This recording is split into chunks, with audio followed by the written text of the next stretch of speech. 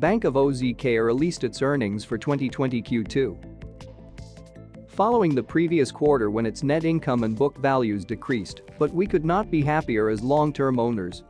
As shared in our previous update, how did OZK actually perform this quarter?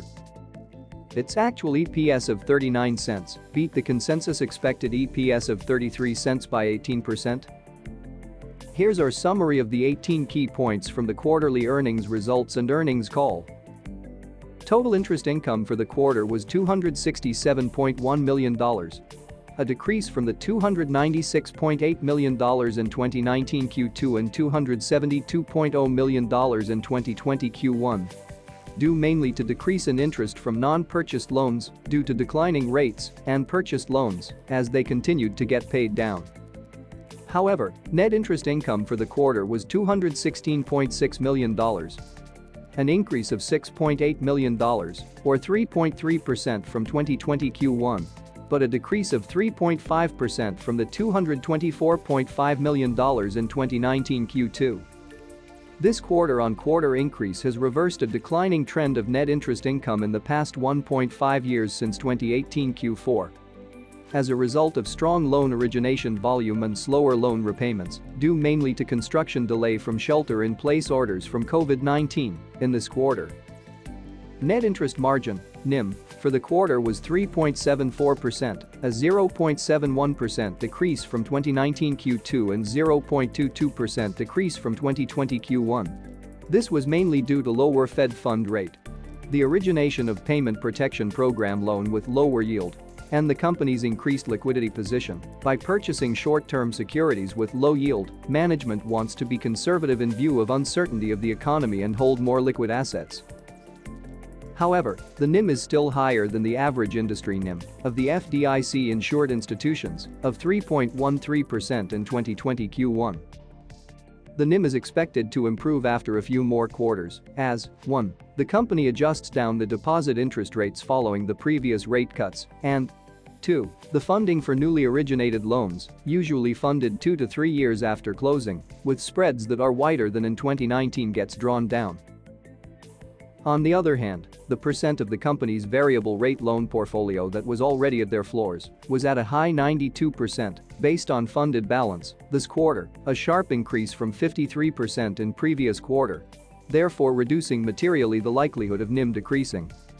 Net income for 2020 Q2 was $50.3 million, a 54.5% decrease from $110.5 million in 2019 Q2.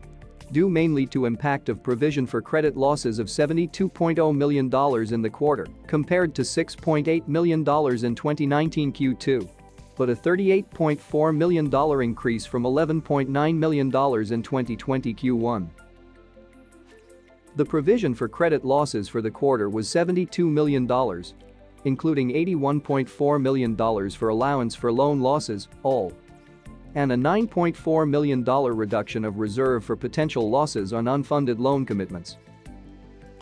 This has been the second quarter of elevated provisions due to COVID-19 pandemic causing economic downturn, combined with the implementation of the current expected credit losses (CECL) method. As of 30 June 2020, the accumulative allowance for credit losses (ACL), which includes the all in the reserve for potential losses, sum up to $374.5 million. The calculations for the provision expense for 2020 Q2 were based on economic forecasts provided by Moody's. Being conservative, the company, as with 2020 Q1, increased weighting to the more severe scenario, given higher cases of COVID-19 observed in the first few weeks of July. If the economy gets worse relative to the company's underlying assumptions, then the provision expense in the future quarters may be unusually large. However, if the economy recovers relative to the projection, then the future provision expenses could be zero or even negative. During the quarter, non-purchased loan balance increased to $1.22 billion, or by 7.1%, RESG accounted for 59%. The company expects the future growth to be limited by the high level of RESG loan repayments, which is expected to remain high due to property sales and refinancing activity, which is heavily weighted toward the fourth quarter of the year. The growth is also limited by conservative underwriting of the company, as George Gleason, the founder, said so. "I think one of the key things you got to understand about our company is we're going to be disciplined on credit. We're going to be disciplined on pricing, and we're not going to follow competitors and do crazy things because other people are doing crazy things. And that certainly has us in a fantastic position in the current environment. Our discipline on pricing still got us at a margin that's well above the industry, even though it's tighter than it was a couple of years ago. And now, we're in a good position to begin to improve that margin. And our discipline on credit has us in an excellent position in what's going to be a very challenging economic environment, probably for some time to come. So, we feel really good about discipline. And we're certainly not going to give up that discipline in the future." This again showcases OZK's focus on quality over growth. On the bright side, the company mentioned they have a good pipeline, although they still have to get those loans approved. The permanent lenders and bridge lenders who pulled back before started stepping back into the market at the end of the second quarter. Taking this all together, the management still expected to see some nice growth in the RESG portfolio. They plan to continue to control the growth of indirect RV and marine lending, as they want to limit the risk on this portfolio until they have more years of experiences, unlike its RESG portfolio, by increasing the interest rate offered, and so far the loan payoffs outpace origination volume. On total loans balance, it increased by $1.08 billion, or 5.9%, from the last quarter. Going forward, the company expected RESG to be the largest contributor to 2020 total loan growth and community banking to be the secondary contributor, where the Paycheck Protection Program (PPP) loans offered to OZK's existing customers accounted for the majority of loan growth in this community banking portfolio in the first 6 months of 2020.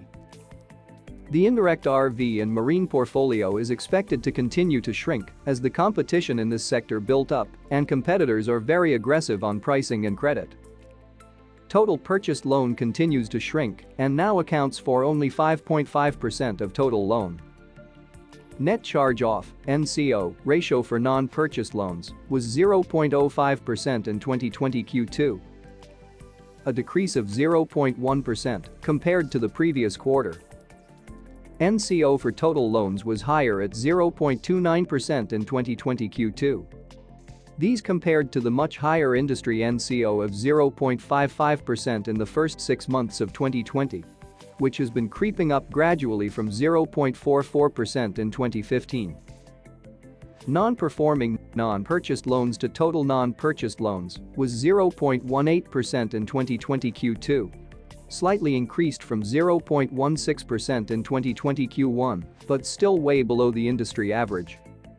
Even with the anticipated increase in the net charge-offs ratio, non-performing non-purchased loans ratio and non-performing assets due to the current economic downturn, the management expects the asset quality to continue the long-standing tradition of outperforming industry averages.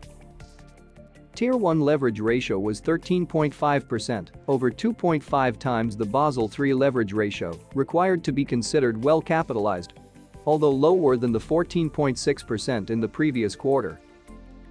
The reduction in capital ratios for the first 2 quarters of 2020 was primarily due to factors that all banks are now facing: the adoption of CECL as of 1 January 2020.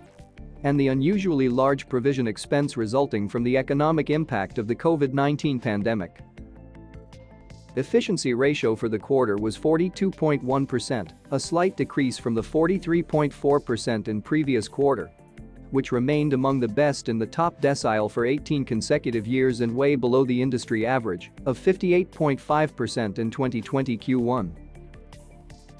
During the quarter, non-interest expenses decreased from $103.4 million in 2020 Q1 to $101.0 million due to reduced travel expenses, slower rates of filling open positions and other factors.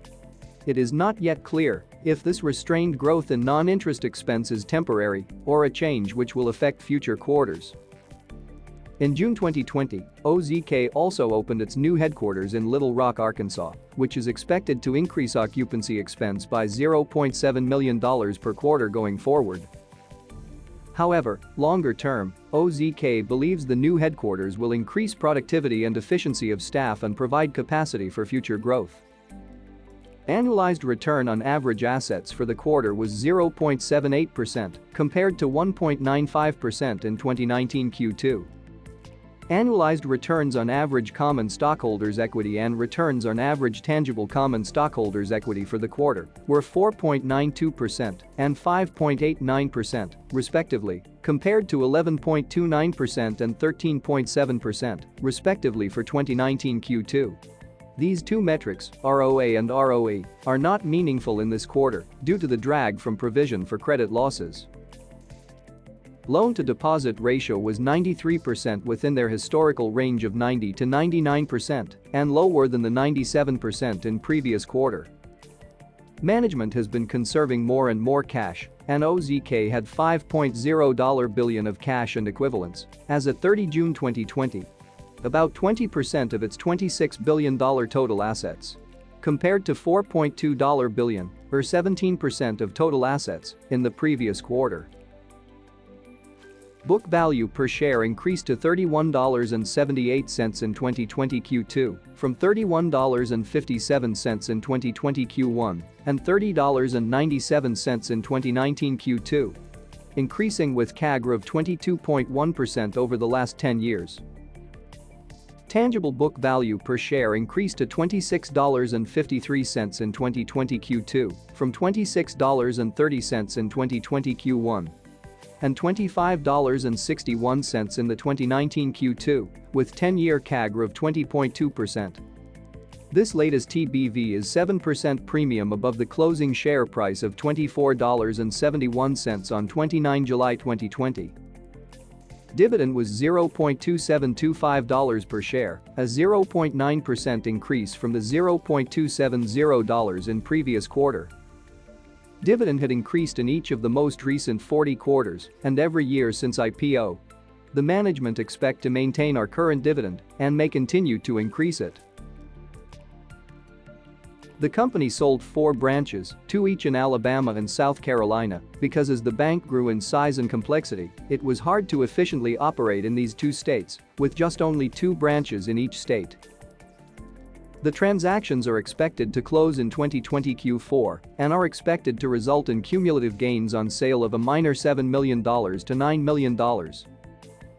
Although insignificant, this point could indicate that the management does not purely chase after size growth, but a focus on return of capital in running the business. OZK's loans are actually more conservative than they appear when they are underwritten and closed.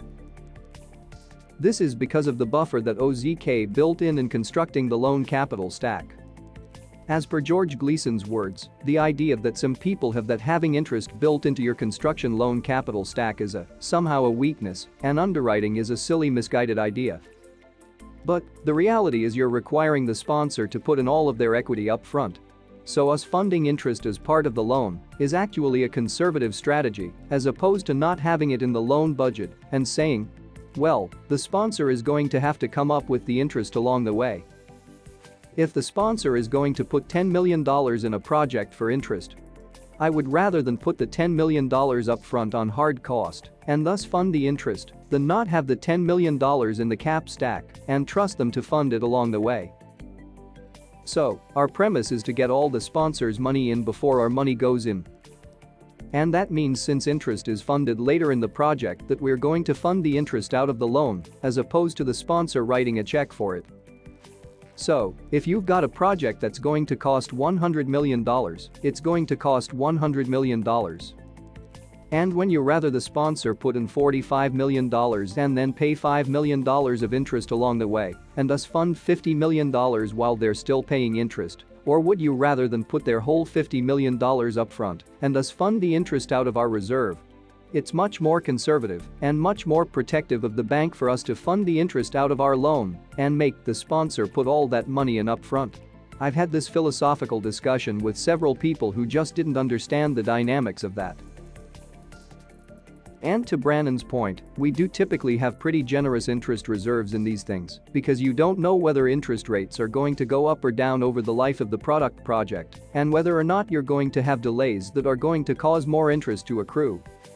And that's one of the reasons that on average, we only fund about 85% of our loan commitments at RESG. We have hard cost contingencies and soft cost contingencies and interest reserve and op loss reserves on properties like apartments and hotels that are going to have to ramp up to operations. That's how built into the cap stack. And that requires the sponsors to fund back money up front, even though those items are built into our loans. So, where we start out with a loan that we think, wow, we're funding 50% of the cost on $100 million project, and the sponsor's funding 50%. If we only fund 85% of our loan, then we're ending up funding 45% or 46% of the project, and the sponsor is funding 54, 55, because we were the last guys to fund and the unused parts of the cap stack, reduce our loan. And that makes our loans even more conservative than they appear when you underwrite them and close them. Check out some of our in-depth company research at moneywisesmart.com/research, link in the description below. If you liked this video, then hit subscribe button and leave a comment below.